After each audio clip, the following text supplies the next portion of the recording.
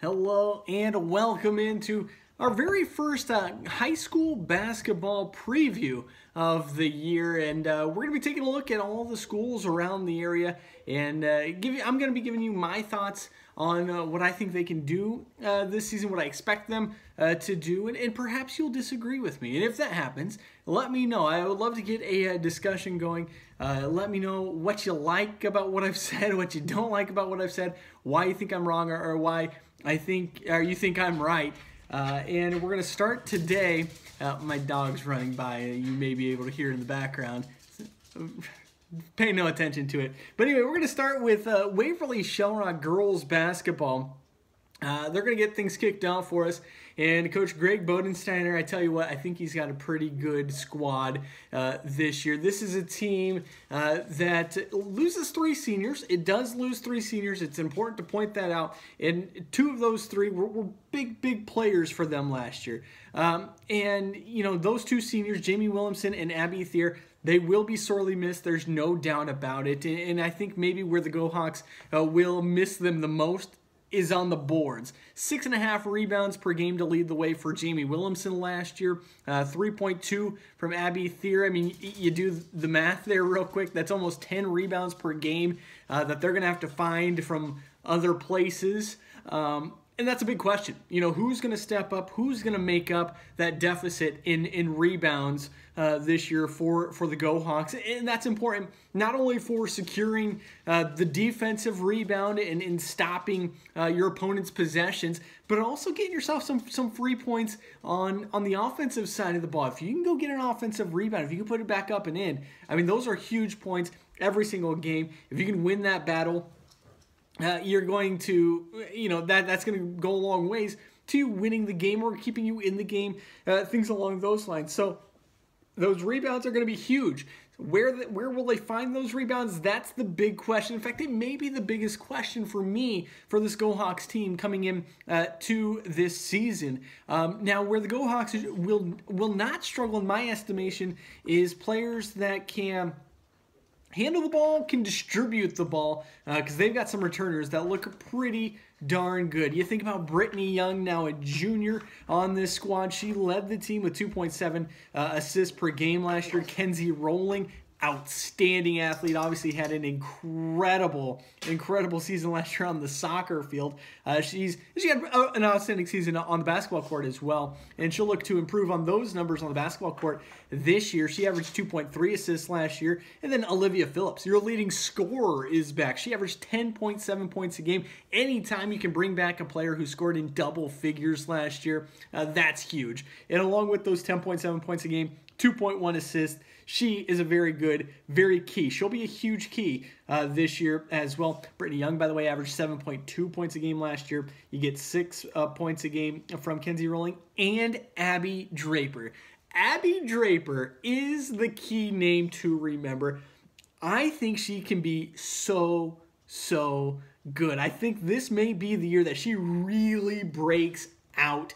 Of course, her sister now back in town at Wartburg as Peyton Draper obviously had an incredible career as a GoHawk, and now Abby, she's got the potential to jump right in to those sorts of realms. Now, maybe she's not, you know, Peyton Draper level this year, but I really think Abby's going to have a breakout year this year, and I think she can just do so many things. I think she could be a key for this GoHawk squad. So keep her name in mind as you're listening into this Waverly Shell Rock season this year. And if you're at the games watching, watch Abby Draper. Watch the way she plays, because I think she's so good. You look at the numbers and you may be like, Taylor, look at what she did last year. She was only a freshman. That's important to keep in mind.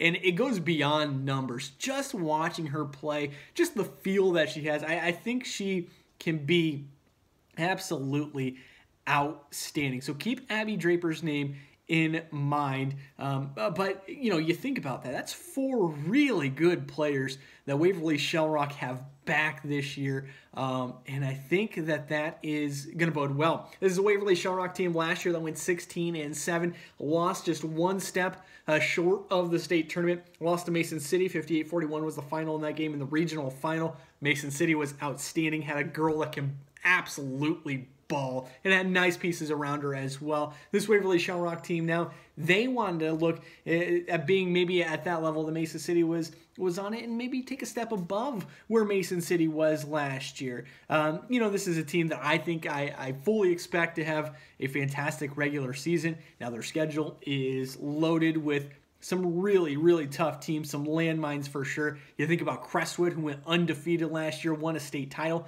Now I think they're going to come down just a little bit from last year's team because they lose some pieces, Crestwood.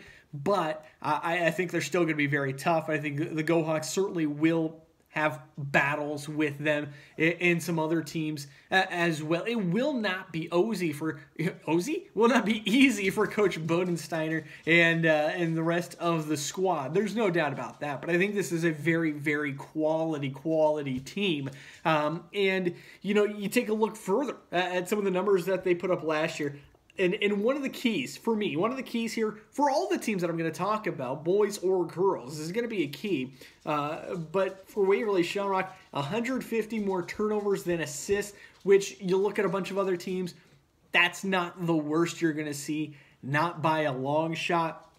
But limiting those turnovers, upping those assists, and I think this group that comes back, I think they're extremely capable of doing that, because not only those assist numbers that I talked about, but all of those players I think are capable of forcing turnovers, getting steals, getting easy buckets on the other end as well. So limiting the turnovers, upping the assist is a key. If they can do that, that's going to go a long way to pushing this Waverly Shell Rock team forward as well.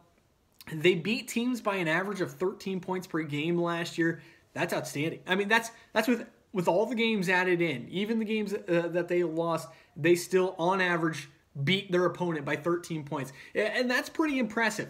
I think they want to up that to maybe around 20. If they can do that, and I think they have the ability to do that, again, not only because I think that they are going to be able to score the rock, which I think they will. I don't think scoring is honestly going to be a problem for this Go Hawk team. Maybe it will be. Maybe I'll be wrong. Maybe I'm missing something. I think scoring is going to be okay for this squad. Defending, especially in the post, which in the girls' game is a huge deal. I think that may be the key. And rebounding, and I think that kind of goes along with it. Post play in general, I think, is the biggest question for this Go Hawks team, and that's going to be the one to really sort of keep your ear out for, your mind on when you're watching this team play, is how are they dealing in the post? How are they dealing defensively in the post especially? How are they rebounding? How are they getting points from their post players as well? That's kind of the key, something certainly to keep an eye on. Now, I've got a little bit of a system, a signifier, if you will, a number that I put on teams to tell you exactly where I think that team should be. What type of team are they? There are four different numbers. If I give you a 1, that means I think you are a title contender. You're a team that should expect to win a title. If I give you a 2, you're a team that I think should absolutely expect to be in the state tournament. That is where you need to be at the end of the season. If I give you a 3, you're a team that you're looking to, have more wins than losses first and foremost, get into the postseason. If everything goes right, if you're really rolling, perhaps you make a run deep into the postseason. Maybe that means getting to state. Maybe it means getting close to state. But you're a team that's not bad, but maybe isn't quite great just yet. Now, if I give you a number 4, that means you're rebuilding. Maybe you've lost a lot of seniors. Maybe you're just a team that hasn't had much success in the past and you're trying to build a program, That would be a number 4. This Waverly Shell Rock team, got them as a 2. This is a team that I think should expect to be at the state tournament come the end of the season. Do I think they're a title contender? Maybe they haven't quite gotten to that step. Just yet. And I think developing post play probably is the key to getting them to that title contender type of spot. But yes, I think they should expect to be at the state tournament. You get to the state tournament, you never know what can happen. I think they're a team that should expect to get to the state tournament. Now, that's my preview of this Waverly Shellrock girls basketball team. Let me know what you thought. Do you agree with me? Do you like what I had to say? Do you disagree with me? Do you have different points that you want to point out? I would be very, very, very interested in hearing those. Let me know what you thought. You can find me over at Twitter, Taylor from K-Way. That's Taylor. That's correct spelling of Taylor, by the way. That's Taylor from Kway. And don't forget, most of these games, these Waverly Shellrock girls games, a number of them anyhow, will be on the K-Way airwaves. Matt Ray on the call.